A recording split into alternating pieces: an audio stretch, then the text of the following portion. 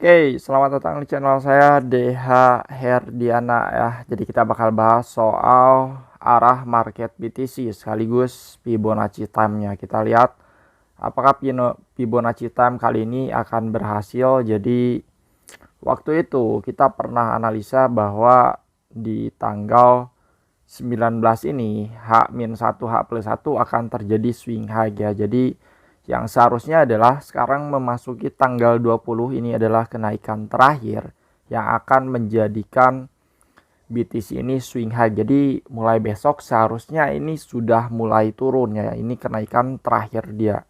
Turun itu apakah bearish bang? Enggak. Turun itu bukan bearish tapi terkoreksi oleh swing high.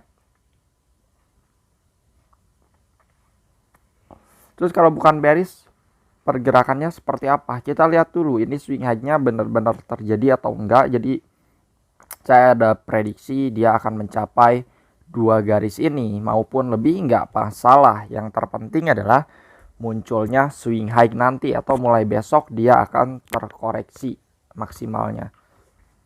Oke, jadi ini kenaikan candle terakhir. Jadi walaupun lewat garis merah tidak masalah. Kita kalau mau prediksi kapan dia akan pembalikan arah ya kan kita punya time frame kecil nih. Kita tinggal cari pola di time frame kecil ini. Setelah adanya pola bearish di time frame kecil, kita akan langsung mulai melakukan short. Jadi short itu nggak asal nemu tanggalnya kita short, nggak asal nemu resisten kita short, nggak. Kita cari pola di time frame kecil. Oke, yang jelas tanggalnya udah dapat, sekarang kenaikan terakhir tinggal nyari pola bearishnya seperti itu. Jadi ini target ini berdasarkan si garis merah ini Fibonacci cluster ya. Nah, di sini saya akan coba buat ngasih lihat pergerakan selanjutnya yang jelas nih untuk tren market besarnya ya. Secara market besarnya area ini potensi 75% akan tercapai atau dia akan naik ke area tersebut. Skenario awal ketika ini nanti terkoreksi besok, kalau ini swing high-nya beneran terjadi, maka ini pergerakannya akan seperti ini lalu ke atas. Ini saya udah pernah prediksi, nanti saya kasih gambarnya di sini ya. Kalau saya udah pernah prediksi ini sebelumnya dari jauh-jauh hari ya, semoga tercapai lah prediksinya.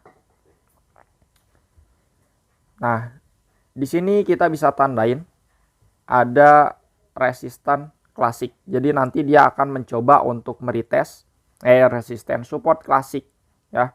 Jadi dia nanti akan mencoba untuk meretest area supportnya lagi nih ke area bawah ketika swing high itu terjadi. Jadi nanti ketika kita melakukan short, ada potensi kita akan taking profit di area support yang ada di sini. Setelah itu kita akan melanjutkan kenaikan ke area atas. Karena saya meyakini bahwa si area ini, area resisten atas ini akan tercapai. Oke.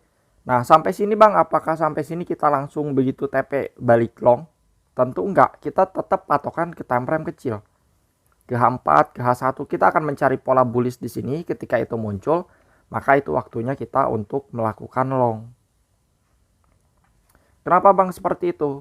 Karena sebenarnya ada jadwal Fibonacci time selanjutnya itu di akhir bulan. Jadi di akhir bulan tuh ada Fibonacci time yang kita belum tahu itu akan terjadi swing high atau swing low, tergantung reaksinya nanti ketika dia berada di area bawah sini. Ketika di sini dia konsolidasinya cukup lama, maka nanti akhir bulan itu akan terjadi swing low untuk bawa dia naik ke area atas. Tapi kalau konsolidasinya kecil, bentaran doang, ini akan langsung di up sebelum Fibonacci time tersebut. Jadi nanti Fibonacci time yang akhir bulan kisaran tanggal 31.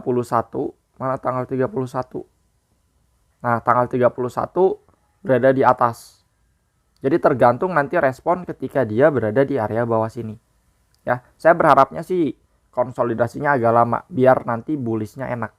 Atau naiknya enak, kalau bullish sih belum. Karena secara tren walaupun seperti ini masih bearish. Oke. Kenapa Bang bisa meyakini seperti itu? Karena patokannya adalah altcoin. Kalau kita pindah ke altcoin, misalkan COTI dan lain-lain, itu terdapat yang namanya bullish divergence. Ya, kalau kita pasang MACD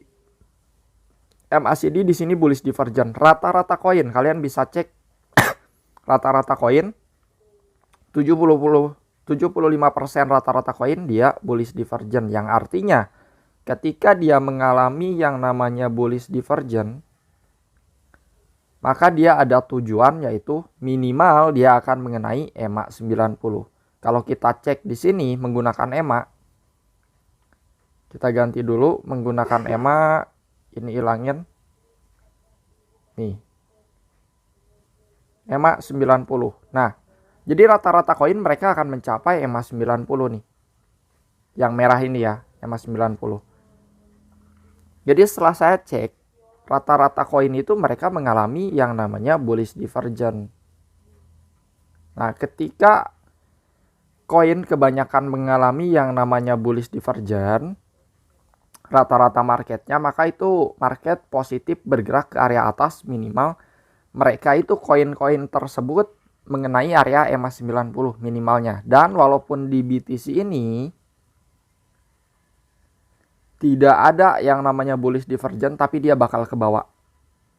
Kalau di BTC ini normal, tidak ada bullish divergence, tapi saya meyakini BTC akan ke bawah, dia bakal ngikut altcoin. Kali ini bukan BTC yang bawa altcoin, tapi altcoin yang bawa BTC. Oke, jadi skenario-nya seperti itu. Ada yang bilang tidak efektif bang Fibonacci time, ya kalian coba lihat postingan-postingan saya yang sebelumnya, dan kalian harus tahu apa itu swing high. Bukan berarti nemu tanggal kita langsung melakukan short. Tadi udah dijelasin gimana cara eksekusinya. Oke, jadi tren besarnya kita positif akan mencapai sini. Terjadi atau enggak Fibonacci time-nya nanti, kita positif ini akan tercapai. Oke, cukup ya saya tegaskan seperti itu. Jadi semoga kalian paham apa yang saya maksud. Kalau misalkan kalian mau gabung ke grup Telegram, linknya ada di deskripsi. Terima kasih.